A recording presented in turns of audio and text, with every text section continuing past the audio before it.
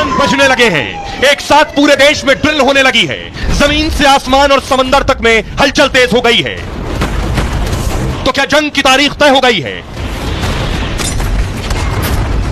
क्या भारत ने पाकिस्तान को मुंहतोड़ जवाब देने की डेट फिक्स कर ली है? एक तरफ रफाल और सुखोई जैसे विमान गरजने को तैयार हैं, तो दूसरी तरफ दुश्मन के हमले से बचने की भी अचूक तैयारी हो रही है। ब्लैकआउट जैसा अभ्यास कर भारत ने पाकिस्तान और उसकी रणनीति को अंधेरे में डालने का पूरा चक्रव्यूह तैयार कर लिया है। मोदी के ऐलान और भारत के प्लान से पाकिस्तान में खलबली मची है। जो पाकिस्तान कल तक परमाणु हमले की धमकी दे रहा था, वो अब जंग की आहट से दहशत में है।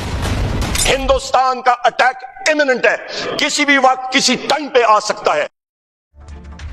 तो पाकिस्तान में दहशत है, उनके सांसदों की जुबानों में दहशत है। अब तो पाकिस्तानी रूस में 9 मई को विजय दिवस मनाया जाता है। इस विजय उत्सव में प्रधानमंत्री मोदी को भी शामिल होना था, लेकिन पहलगाम हमले के बाद मोदी ने दौरा स्थगित कर दिया। अब्दुल बासित भारत में पाकिस्तान के पूर्व उच्चायुक्त रह चुके हैं। दूसरे मंत्री देखिए, ख्वाजा आसिफ पाक रक्षा मंत्री हैं। पाक रक्षा मंत्री भी हमले को लेकर बयान दे रहे हैं, कह रहे हैं एलओसी पर किसी भी समय भारत सैन्य हमला कर सकता है। पाकिस्तान की फौज तैयार है, किसी भी हमले का जवाब मिलेगा। अगर भारत ने पाकिस्तान पर हमला किया और हमारे वजूद को खतरा हुआ तो इस दुनिया में कोई नहीं बचेगा। पाक रक्षा मंत्री सीधे सीधे परमाणु हमले की बात कर रहे हैं। इशाक डार पाकिस्तान के विदेश मंत्री युद्ध की धमकी दे रहे हैं। सिंधु जल समझौता सस्पेंड करने पर इशाक डार ने बयान दिया, पाकिस्तान के पानी के साथ कोई छेड़छाड़ की गई तो यह युद्ध के समान होगा। पाकिस्तान कोई कार्रवाई शुरू नहीं करेगा, लेकिन अगर भारत हमला करता है तो पाकिस्तान पूरी ताकत से जवाब देगा।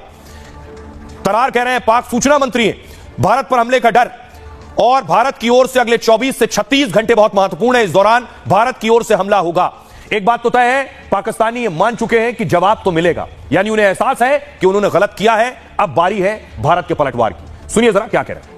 जी, फाइनेंशियली भी स्ट्रांग है अल्लाह के फजल से, और मिलिटरीली भी स्ट्रांग है अल्लाह के फजल से। हम पूरा उनको घर में चाह के आएंगे। मोदी को जो है तैयार है, तैयारियाँ बिल्कुल मुकम्मल हैं। एक सेकंड के लिए भी गार्ड्स जो है वो डाउन नहीं किए जा रहे, क्योंकि खतरा जो है बदस्तूर मौजूद है और इसमें कोई कमी वाकई नहीं हुई। बंद गली में भारत जा रहा है, और अगर इस बंद गली में जाते जाते कुछ जारियत का फैसला किया तो जवाब तो ऐसा आएगा, और अब की बार जवाब ऐसा होगा कि माएं अपने बच्चों को डराएंगी कि बेटा पाकिस्तान से पंगा ना लेना, रात को कहेंगी सो जाओ पाकिस्तान आ जाएगा।